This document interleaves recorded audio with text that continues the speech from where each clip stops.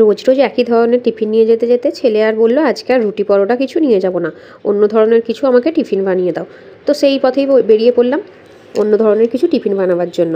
তো দেখো কি বানিয়েছি আজকে, দেখতে যতটা সুন্দর লাগছে খেতেও ততটা সুন্দর, টেস্টি আর হেলদিও, একদম কম তেলে তৈরি হয়ে যাবে। তো চলো শুরু করা যাক আজকের এই রেসিপিটা। তো প্রথমেই নিয়ে নিচ্ছি সুজি। এখানেতে আমি 1 বাটি মতন সুজি নিচ্ছি। আর যতটা পরিমাণ সুজি নিচ্ছি তার থেকে অর্ধেক পরিমাণ আমাদের চাই টক দই। তো 1 বাটি যেহেতু সুজি নিয়েছি তো আমার আধ বাটির মতো দই লাগবে। তো আমি এখানে টক দই নিয়ে নিচ্ছি। দেখো একসঙ্গে এটাকে মিক্স করব, তো এই পাত্রেই নিয়ে নিচ্ছি। এবার আমরা সুজি আর টক দইটাকে চামচে করে ভালো করে মিক্স করে নেব। যতটা মিক্স করা যায় মাখানো যায় ভালো করে মাখিয়ে নেব। এটা মাখানোর পরে আরও কিছুটা জল লাগবে, তো এর সঙ্গে কিছুটা জল অ্যাড করব আমি। এবার জলটাও ভালো করে মিক্স করে নেব। দেখো এটাকে মিক্স করে একটা এই ধরনের ব্যাটার বানাবো। এটা যেন কোনো অংশে ডেলা হয়ে না থাকে, ভালো করে মিক্স করে নিলে এরকম একটা মিহি মিক্স তৈরি হয়ে যাবে।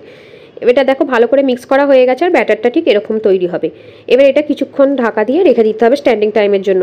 এই 10-15 মিনিট রাখলেই হবে। আর দেখো আমি কিছুটা সবজি কেটে এখানে রেডি করে নিয়েছি। ছোটো ছোটো করে পেঁয়াজ কেটে নিয়েছি, গাজরটা গ্রেট করে নিয়েছি, আর নিয়েছি ধনেপাতা আর কাঁচা লঙ্কা। টক দই আর সুজির যে মিক্সচারটা তৈরি করে রেখেছিলাম, এবার সেটার সঙ্গে একটু সামান্য খাবার সোডা অ্যাড করে নেবো আর এটাকেও ভালো করে মিক্স করে নেবো। আর এটাকে আরও কিছুক্ষণ ঢাকা দিয়ে রেখে দিতে হবে, আরও 5 থেকে 10 মিনিট মতন, তো এটা ফুলে যাবে। তো দেখো এটা 10-15 মিনিট হয়ে গেছে। তো এবার আমি এটাতে নুনটা দিয়ে ভালো করে মিক্স করে নেবো। আমি আগে কিন্তু নুন দিইনি। তো এবার নুন দিয়ে এটাকে ভালো করে মিক্স করে নিলাম। আর যে সবজিগুলোকে কেটে রেখেছিলাম তো সেগুলোও অ্যাড করে নেবো। তোমরা চাইলে এর সঙ্গে টমেটো, ক্যাপসিকাম আর অন্য ধরনের সবজি অ্যাড করতে পারো। তো আমি এই সবজিগুলোই ব্যবহার করছি। তো চলো আমাদের মিক্সচারটা তো রেডি হয়ে গেছে, তো গ্যাসটা চালু করে নিই। আর দেখো আমাদের এইটা হচ্ছে আপ্পে প্যান। তো এই আপ্পে প্যানটায় আমি গরম করতে বসিয়ে দিয়েছি আর এটাতে সামান্য সামান্য তেল দিয়ে দিচ্ছি, দিয়ে এটা ভালো করে ব্রাশ করে নেব। তেলটা একটু গরম হয়ে যাক, গরম হয়ে গেলে তারপরে তো এই ব্যাটারটা এর মধ্যে আমি দেবো। দেখো আমাদের এই আপ্পে প্যানটা গরম হয়ে গেছে। তো আর এদিকে আমার মিক্সচারটাও রেডি হয়ে গেছে। পুরো ভালো করে সবজিগুলো আমি মিক্স করে নিয়েছি আর এদিকে দেখো ধোঁয়া উঠছে আর গরম হয়ে গেছে। তো এটা আমি গ্যাসটা আস্তে করে রেখেছি।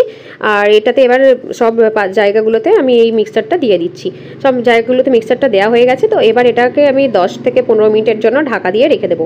দেখো এক পিঠটা ভালো করে ভাজা হয়ে গেছে। 10 মিনিট পরে এটা আমি খুললাম। তো এক পিঠটা ভালো করে ভাজা হয়ে গেছে। তো এবার এগুলোকে আমি চামচের সাহায্যে উল্টে দেবো। যেহেতু আমি তেল লাগিয়ে রেখেছিলাম দেখো খুব সহজেই এটা উঠে আসছে। তো চামচের সাহায্যে একটু হাতে করে ঘুরিয়ে দিলেই তো এটা সঙ্গে সঙ্গে উল্টানো হয়ে যাবে। তো উল্টে আরও কিছুক্ষণের জন্য এই 5 থেকে 7 মিনিটের জন্য একটু টাইম নিয়ে এটাকে ঢাকা দিয়ে রেখে দিতে হবে। আর চাইলে তোমরা একটু সামান্য আর একটু 1 ফোঁটা করে তেল দিয়ে দিতে পারো। তো সহজেই এই দিকটা ভালো করে ভাজাও হয়ে যাবে আর ছেড়ে উঠেও আসবে। দেখো আমাদের আপ্পেগুলো রেডি হয়ে গেছে। তো এবার চামচে করে তুললেই দেখো খুব সহজেই এগুলো উঠে আসছে। তো চলো এগুলো একে একে করে আমি এগুলো প্লেটেতে বার করে নিই। দেখো কত সহজেই তৈরি হয়ে গেল আমাদের বাচ্চাদের জন্য টিফিন। আর এটাতে আমি লঙ্কা অ্যাড করেছি। তো তোমরা যদি বাচ্চাদের জন্য বানাও, যদি ঝাল না খায় তো লঙ্কাটা নাও দিতে পারো।